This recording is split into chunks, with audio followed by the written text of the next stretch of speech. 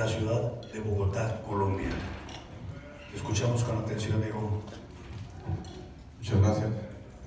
Muy buenos días a todos y todos. Primero que nada, agradezco mucho la invitación que me hace este muy distinguido grupo, en el cual he estado invitado en anterior ocasión como oyente. Y pues celebro que también nos reunamos en pro de este tema que me parece interesantísimo. También gente muy valiosa de la ciudad, del estado, de nuestro gran país, y amigos entrañables como Iván Curiel, como Carlos Novelo, a quien conozco personalmente y los considero grandes profesionistas y amigos míos. Así que, sin más, pues vamos a entrar a este tema que es interesantísimo, que estamos obligados a atender en cualquier oficio, en cualquier trabajo, en cualquiera de nuestras trincheras, y empezaremos con el título, ¿verdad?, que se denomina justamente los derechos humanos, su línea histórica, la reforma en México y su vigencia en el orden mundial. En ese sentido, tenemos que observar una línea histórica de los registros y precedentes más importantes justamente de los derechos humanos. Estamos en la Edad Antigua, en la Edad Media, en la etapa de la frontera del último régimen y en la formulación de las declaraciones modernas, ¿no? El primer registro que se tiene sobre el tema es el Código de Hammurabi, en antes de Cristo, en 1750, donde abordaremos un resumen de cada uno de esos acontecimientos. El Código de Solón, en Grecia, 594 años antes de Cristo, los 10 mandamientos, ¿verdad?, que es también un precedente interesante de los propios derechos humanos, la ley de las 12 tablas, el Corpus Juris Civilis, que también es un registro en la historia. En la Edad Media está justamente la Carta Magna, que así se denominó en Inglaterra, en 1215, ya después de Cristo. Viene una etapa de frontera que le denominan el último régimen, donde está la petición de los derechos de 1628 en Inglaterra, el habeas corpus, igualmente en Inglaterra, 1679, the Bill of Rights o Carta de Derechos, igualmente en Inglaterra, 1689, la Constitución de Virginia de los Estados Unidos de América, de 1776, como primer estado que pretendió independizarse de la Unión Americana. Después la propia Constitución Federal de los Estados Unidos de América, de 1787, ya hace 236 años. La Declaración Francesa de los Derechos del Hombre y del Ciudadano, en Francia, 1689. Posterior a ello, ya en la época moderna, vamos a decirlo, más contemporánea, la Declaración Americana de los Derechos y Deberes del Hombre, 1948. Esto es posterior a la Segunda Guerra Mundial. Igualmente en ese año, la Declaración Universal de los Derechos Humanos, que es un documento inspirador que legó el evento de la Primera y Segunda Guerra Mundial, y que es muy interesante. La Carta Europea de los Derechos Humanos y la Convención Americana sobre Derechos Humanos. Esta es la línea histórica donde iremos, en resumen, viendo cada uno de esos acontecimientos. En Hammurabi, Código de Hammurabi, en esos años, que era el sexto rey de Babilonia, escribe en un bloque de asfalto con estas características y dimensiones que lo coloca en el templo de Siptah, y cuyo objeto era homogeneizar justamente jurídicamente el código, el reino de Hammurabi. Ya contemplaba ese primer registro el tema del robo, de la actividad agrícola, pecuaria, daño a propiedad, los derechos de la mujer, los derechos en el matrimonio, los menores, los derechos de los esclavos, homicidio, muerte y lesiones. Este es el primer registro donde data, repito, antes de Cristo, y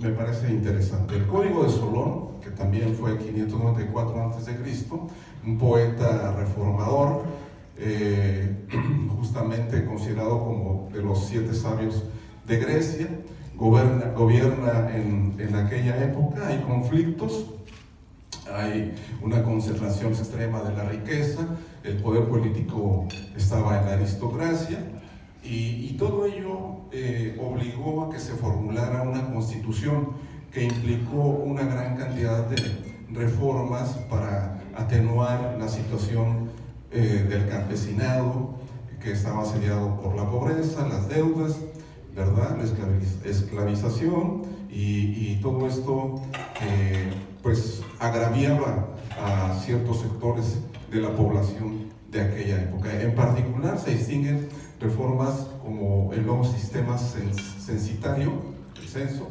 el voto restringido, creados para abolir la distribución de los derechos políticos basada en el linaje del individuo, ¿no? Y así dieron lugar a constituir la democracia. O sea, era un gobierno en el que participaban ciudadanos solamente con determinada riqueza, ¿no? Con determinado patrimonio. Ese es un segundo precedente. Los 10 mandamientos, pues, también conlleva a entender que venían a ser parte de los derechos humanos. Esto se da en la historia de la humanidad, es bíblico y a la vez data de 1300 años antes de Cristo, donde justamente Moisés en el monte Sinaí recibe de parte de Dios estos imperativos, ¿no? Que son morales y religiosos. Esos pues todos los conocemos. Entre ellos el número 5 le ordena a Dios a Moisés que dijera a su pueblo que, entre otras premisas, no matarás.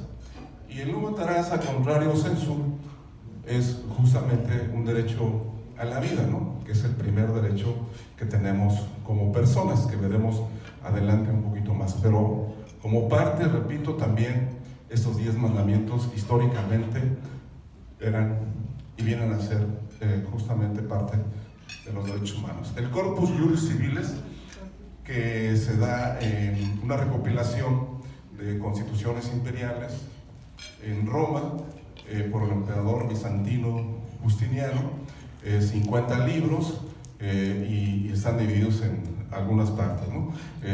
Los principios generales del derecho y la jurisdicción, la doctrina general sobre las acciones de la protección judicial de la propiedad y demás derechos, obligaciones y contratos, familia, testamento, herencia, legados, fideicomisos, la herencia pretoriana, que es la del difunto, lo dejaba dicha herencia a sus beneficiarios, las materias referentes a los derechos reales, posesiones, obligaciones, derecho penal y apelación como recurso judicial. Y aquí se ven unas figuras jurídicas interesantes que en la época moderna pues las aplicamos y siembran un precedente interesante sobre todos estos derechos en su conjunto. La Carta Magna, que también nosotros así nombramos eventualmente a nuestra Constitución, la Carta Magna, el Supremo Ordenamiento o la Ley Fundamental, pero el nombre correcto es la Constitución Política de los Estados Unidos Mexicanos, pero la calificamos eventualmente de esta manera.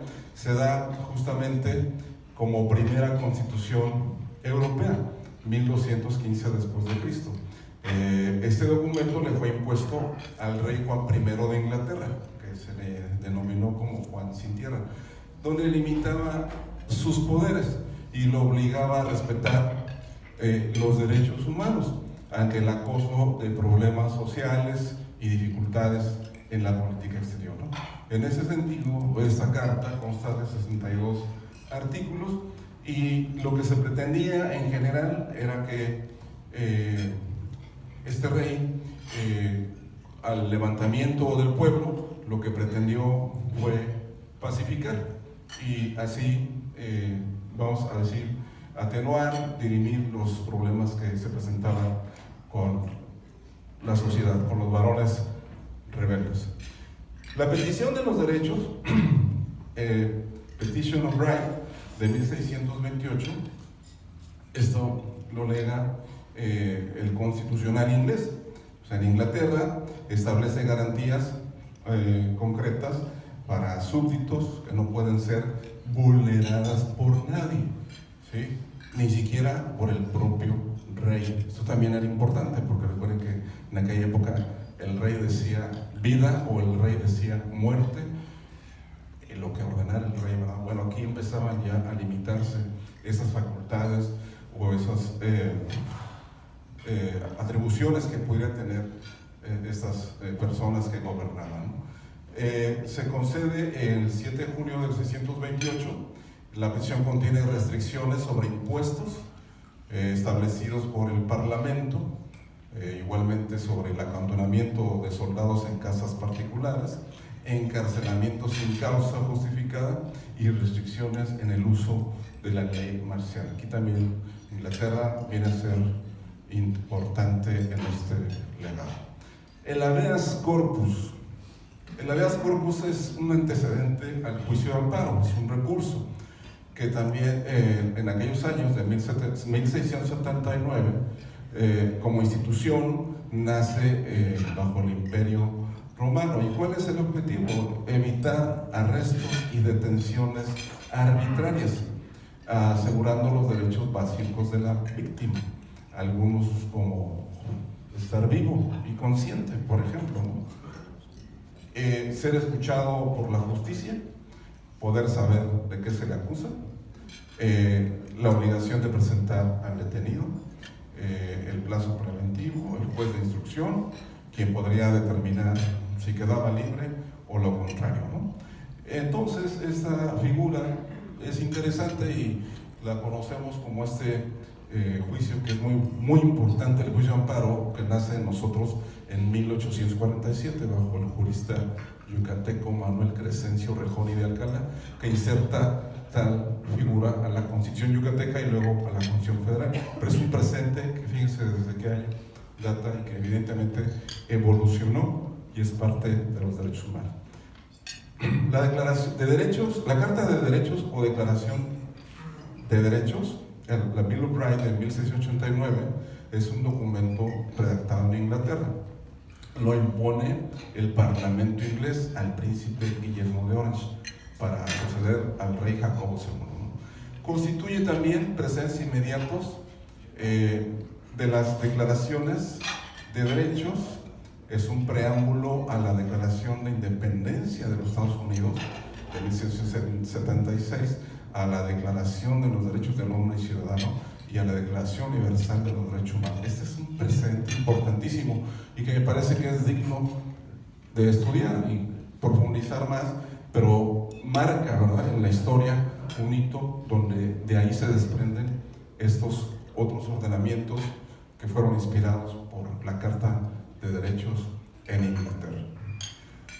La Constitución de Virginia en Estados Unidos, que es quien decreta su independencia, 1776, ¿sí? Es justamente que esgrime los derechos fundamentales del ciudadano de la Commonwealth, que eran aquellos países con lazos históricos al Reino Unido, y ya venía a determinar que todos los seres humanos teníamos derechos naturales inherentes a las personas, a los individuos, todos los hombres por naturaleza, libres e independientes, derechos inherentes, así como cuando entran a un estado de sociedad, no pueden ser mismos derechos que no pueden ser privados ni postergados. Entre otros, podría esgrimir el derecho a la vida, la libertad, los medios para adquirir y poseer propiedades,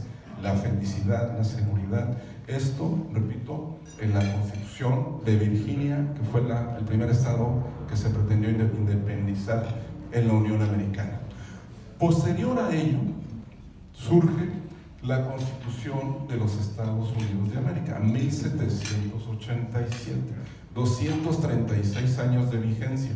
Se dice que este fue un ordenamiento jurídico de las constituciones federales que surge como antecedente en todo el mundo, Constitución Federal, allá de Estados Unidos. Aquí, esta ley suprema surge justamente el 17 de septiembre de 1787, bajo la Convención Constitucional de Filadelfia, Pensilvania, y la ratifica el pueblo, ¿verdad? Aquí lo más importante de esta Constitución establece como un grupo, como una sociedad, y así se denomina como nosotros el pueblo, ¿verdad? Son los que inspiran y los que mandatan en su supremo ordenamiento.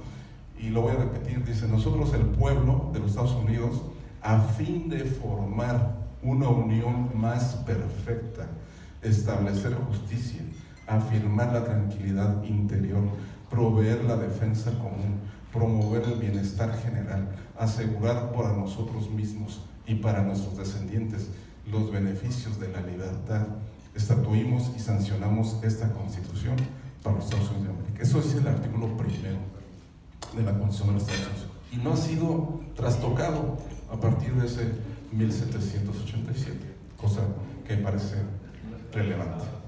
Posterior a esto viene la Declaración de los Derechos del Hombre y del Ciudadano, 1789. Esto se da justamente en Francia y es un documento fundamental generado por la Revolución Francesa y define derechos personales de la comunidad, derechos universales, y también es influenciada por la doctrina de los derechos naturales. Todo esto como historia, ¿verdad? Y como cronológicamente surge en la edad antigua, vamos, en la época antigua, ¿no? Aquí viene a detonar, después de todos estos ordenamientos inspiradores y que fueron formalizándose, perfeccionándose, un acontecimiento muy importante, que es cuando detona la Primera Guerra Mundial. La Primera Guerra Mundial surge en 1914 a 1918. Fíjense cuál fue el motivo que detona la guerra, ¿eh? Justamente por las políticas de expansionismo, es decir, de ensanchar el territorio, que también surge en la Segunda Guerra Mundial y también surgen los fenómenos que estamos viendo ahorita, Rusia versus Ucrania, el expansionismo, ¿sí? Y esto es algo muy interesante. Y en aquel momento de visita, el archiduque Francisco Fernando y su esposa, él era el heredero de la corona austriaca, visitan Sarajevo, y justamente con esas políticas, repito, de conquista, de ensanchar su territorio, lo ejecutan junto con su esposa en ese 1914 por un grupo nacionalista bosnio que se denominaba así, la Mano Negra. Eran jóvenes que estaban en contra de las políticas del archiduque, y como tal, asesinato del matrimonio de Francisco Fernando y Sofía Chotek, pues viene a ser el detonador de la guerra. Y de ahí, justamente Austria y Alemania declaran la guerra a Serbia, Rusia con Alemania igualmente se confronta, y posteriormente con Francia. En ese sentido, la guerra dura 4 años, 3 meses y 14 días, ¿no? Finalmente, en ese acontecimiento es vencida la Alemania, ¿sí? Bajo el tratado o el convenio del armisticio, que es un tratado de paz. Y ahí es donde se derrota a Alemania, y Alemania es obligada, después de su derrota, a regresar territorios y a reparar el daño económico que generó en aquel acontecimiento. A ello se confrontaron justamente el imperio alemán, el imperio austrohúngaro e Italia contra Francia, Rusia, Gran Bretaña. Después se incorpora Serbia y Bélgica. 60 millones de militares participan, el coste es de 180 mil millones de dólares, 10 millones de combatientes caídos y 20 millones heridos. Las guerras tienen un coste tanto humanamente como económicamente bastante significativo, y es impactante realmente lo que surge en acontecimientos como eso. Posterior a ello, 21 años después, se dice que la Segunda Guerra Mundial es consecuencia de la Primera. Alemania estaba herida. ¿Por qué? Porque fue derrotada. Surge el personaje de Adolf Hitler y tiene todo un proceso político, militar, y surge como líder. Y en aquella época igualmente pretende Hitler, como lo quiso hacer el líder austriaco, ensanchar sus fronteras y conquistar Europa, después irse a Rusia. Incluso hubo un intento de hacerlo acá también para América, ¿verdad? Entonces ese acontecimiento surge en 1939 y culmina en 1945. 6 años, un día exactamente, dura la guerra. Entonces se suman o se unen Alemania, Italia, Japón, ¿sí?, contra Francia, Reino Unido, Estados Unidos y la Unión Soviética, ¿sí?, el Ejército Rojo que le decía, ¿no? Se dice que aquí la batalla, antes de que iniciara, Rusia y Alemania habían hecho un pacto de no agresión, Stalin y Hitler. Pero sin embargo Hitler rompe ese pacto con Stalin y después de caminar por Europa e invadir primeramente Polonia e irse así, llega a Rusia, y en Rusia se le complica al ejército nazi porque peleaban en condiciones de temperaturas y escenarios que no estaban acostumbrados y que sí los rusos llevaban ventaja. Y esa fue la batalla de Stalingrado. Ahí es donde se dice que el ejército nazi empieza a decaer, a perder, no llegan los insumos, los alimentos, los equipos, y Alemania empieza a derrotarse. En este orden, Alemania culpaba a los socialistas, a los comunistas y a los judíos de aquella primer derrota, ¿no?, que es obligada a hacer Alemania, justamente a firmar otro tratado de armisticio, que lo hace ahí en Copenhague, y de ahí empieza a... ¿Sabes que